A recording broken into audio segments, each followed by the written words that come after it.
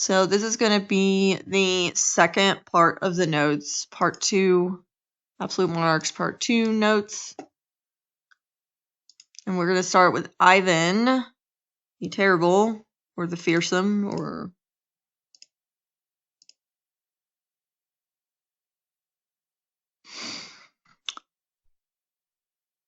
Alright, so he is known as Ivan the Terrible.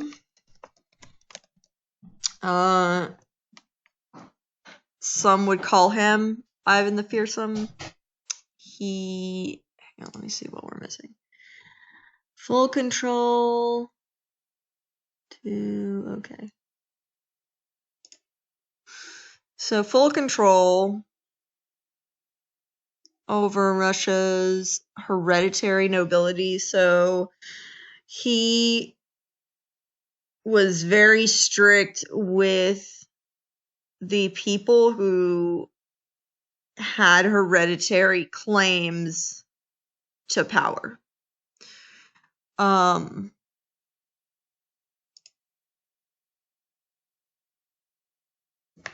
a lot of absolute rulers get strict about this because they don't want anybody to challenge them. And I mean, normally they have to deal with, like, you know, assassination attempts and stuff. So I can kind of understand how that would suck.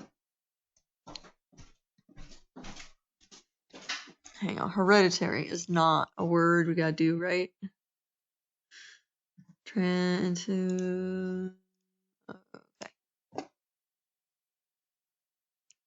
Empire.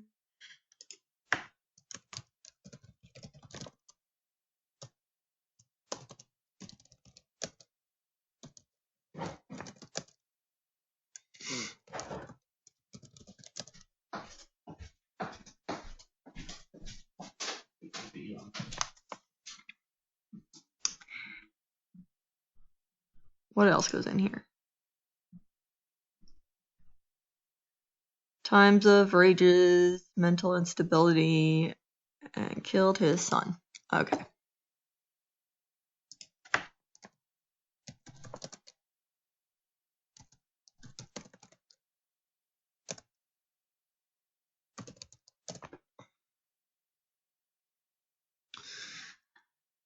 So he increased the size of Russia to include these other areas. So it went from a smaller area to a much larger one. Some of the most interesting parts about him are actually his personality. He was intelligent. He was very devout. But he definitely had some sort of mental illness. People debate what kind.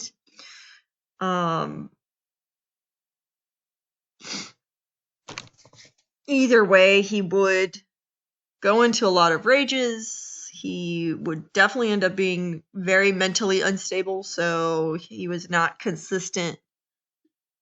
Sometimes he would be worse than others. And one time he was in one of his rages, and he ended up attacking his son's pregnant wife. So his son kind of went in to, you know, defend her and stop him.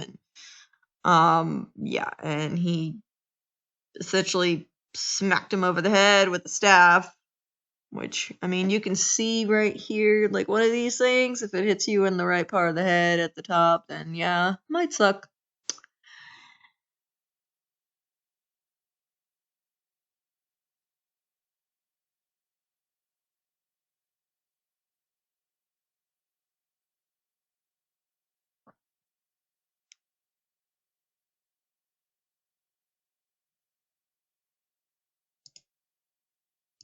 After Ivan.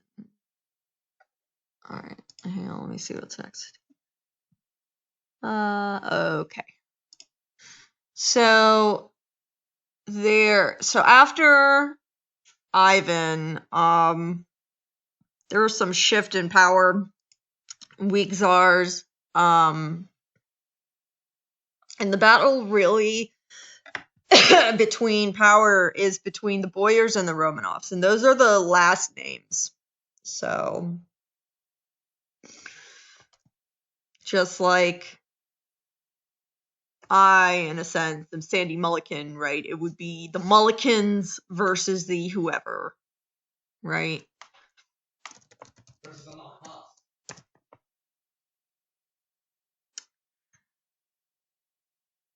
And essentially they would fight, they would kill each other, there would be assassinations, they would have their group of people fight the other group of people, and it was so bad that the Russians called it the Time of Troubles. And Russia would stabilize under Peter the Great. Peter the Great was a Romanov. So, Peter Romanov.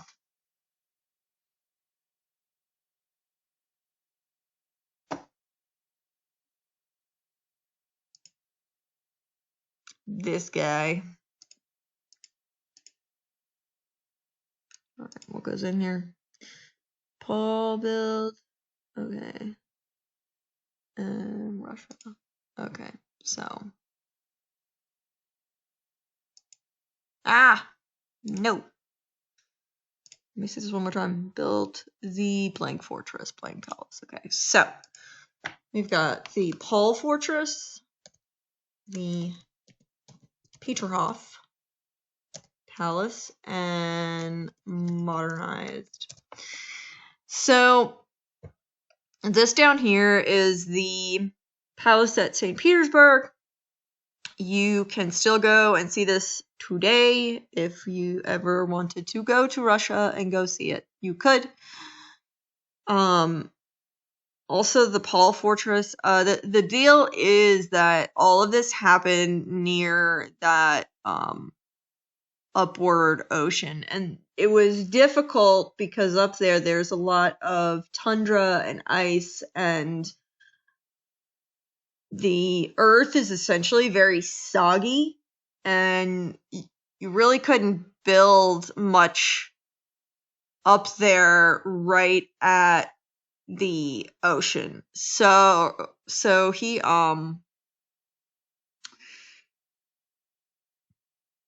had people, what they had to do was kind of solidify the land. So they had to bring dirt in there. They had to make sure it was kind of compacted together so that anything you built on top of it would actually stabilize.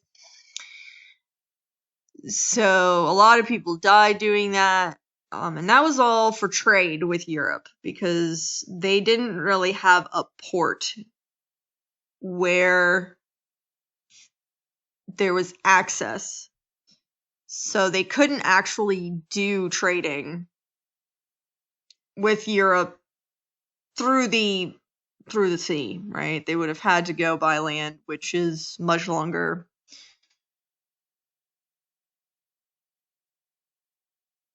So he made that happen, which changed a lot. He also went to Europe and started being like, all right, we need to change and we need to like embody this change. So before there was a big thing where the Russians would have the long beards and they wear the traditional clothing, and he like imposed a beard tax where if you wanted to keep your beard, then you had to pay a tax. And changed their clothing from, I mean, if we look back at Ivan, right, he looked very different from what he wore as clothes to what Peter wore.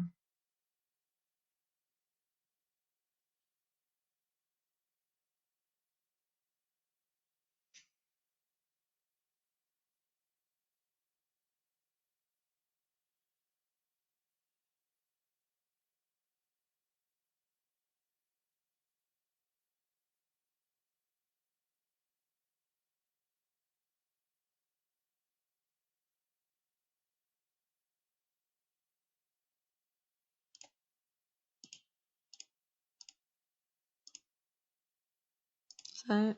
Okay. me see what goes in here. Built the blank palace. Admire, okay. Probably have to go back to that. Alright, let's see. She built the winter palace.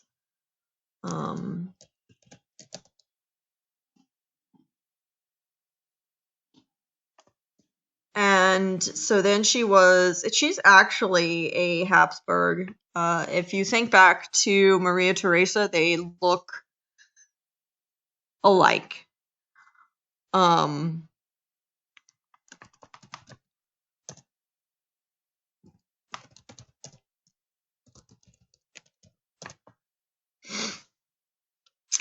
So I mean, in general, there weren't very many female leaders, so being the longest female leader wasn't exactly the biggest accomplishment ever. She admired Peter the Great, so she continued to modernize Russia. This down here is the Winter Palace.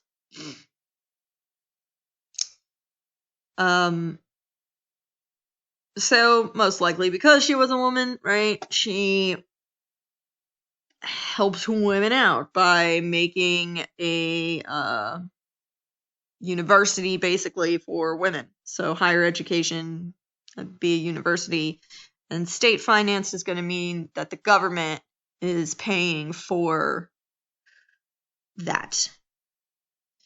And she inoculated her people against smallpox, which is probably, one of the biggest accomplishments. And the difference between inoculation and vaccination is inoculation uses the live virus. So you take a little bit of the live virus and you might have, like, in a sense, maybe get it. Or you do something close to it, like using cowpox, for example. And then, yeah, I can go back in a minute. You would use like cowpox instead, and because your body would know then what smallpox was, then it could immediately fight against it. Vaccination is normally when you take like the dead virus versus the live virus, or some type of form of that to where so it's more complicated. And you have to look at that on a more microscopic level versus practical, I guess. Using like cowpox instead of smallpox.